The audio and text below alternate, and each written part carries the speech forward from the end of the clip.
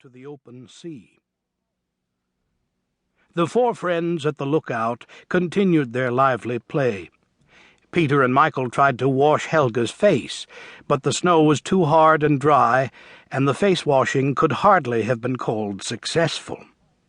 Helga managed to get a handful of snow down Peter's back, and that did amount to something, for he had a bit of trouble shaking it out to prevent the discomfort of its melting.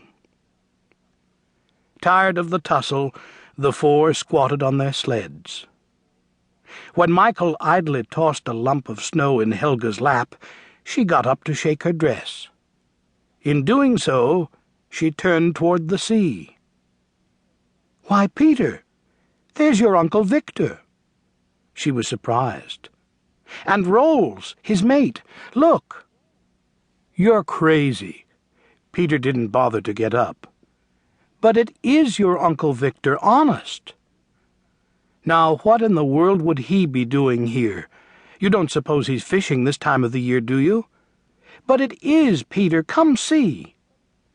She was so sure about it that he got up, if only to be able to tell her she was wrong.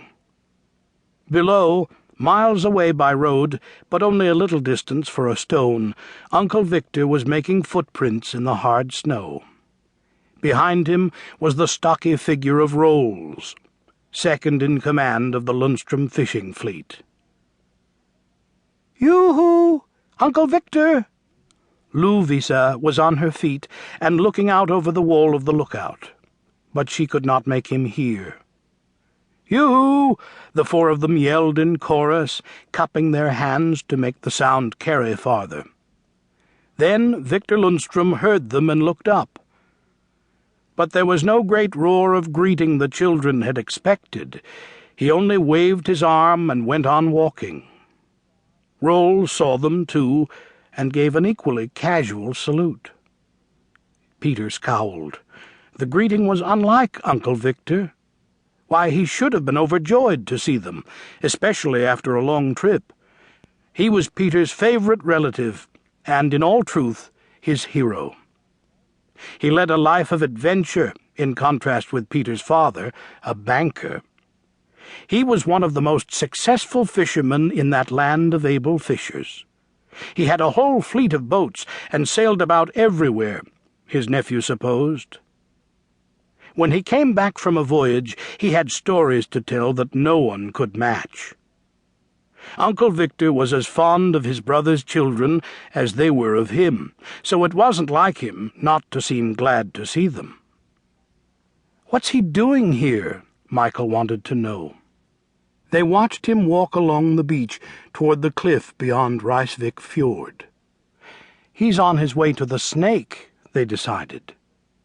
The Snake was a tiny arm of the big fjord, so twisted and narrow that it deserved its name. Unless you knew about the Snake, you never would have guessed it was there.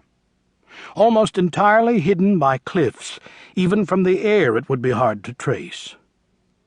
To the Kleng Persson, Lovisa's eyes danced, for the Kleng Persson was Uncle Victor's own fishing boat, the one that he alone might sail. The children were permitted aboard only as a special treat. "But why is he here?" Peter pondered. "He never comes north until the ice is gone." But he had no time for further reflection when a snowball broke in his face. "So you thought I was crazy," Helga taunted. Crazy as a hare, Michael's snowball landed on Helga's hood. It spattered, and her eyes and face were white. She lowered her head and shook it from side to side like a fierce young animal, and then she charged at her tormentor. Meanwhile, Louvisa had not been idle.